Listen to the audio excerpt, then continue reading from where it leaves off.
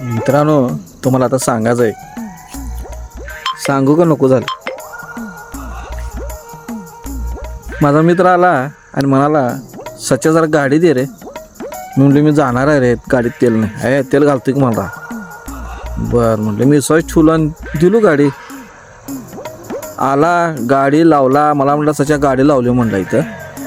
बरं ठीक आहे म्हणलं, लाव गाडी लावून. किल्ले बिल्ले आणून ठेवला पॅन्टत आणि नंतर जायच म्हटलं आता घरला. गाडीत की का मारा लावले स्टार्टर मारून बॅटरी संपली. तर बघतो ते तेल कुठे आहे, गाडी तेल नाही काय नाही, सगळं सपवून बसलाय. आणि त्याला केला फोन, अरे काय रे म्हणलं, गाडीत तेल एवढं घातलंयस? अरे लय घातली रे, कारण तू जातोस म्हणून तुला तेल लागते म्हणून तुला लय घातली तेल म्हणलं.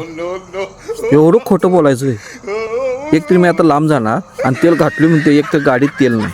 आता काय करायचं सांगा. आणि मी त्याला म्हटलं, जरा येतोच काय म्हटलं, जरा गाडी चालू होऊन झाल्या. नाही रे, त्या गाडीतलं मला काय कळत नाही, मी काय गॅरेजवाला आहे म्हणला, मला काय कळत नाही गाडीवालं.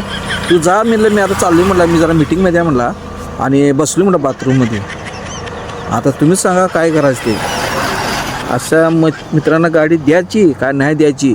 दिलं तर एकदम चेहरा हसरा, नाही दिलं की तोंड मांजरासारखं. मग आम्ही कसं तोंड करायला पाहिजे तुम्ही कमेंटमध्ये सांगा. खरोखर सांगा, खरोखर कोणाची मदत करावं तर आमचंच नुकसान होतं. सांगा काय शिल्लक.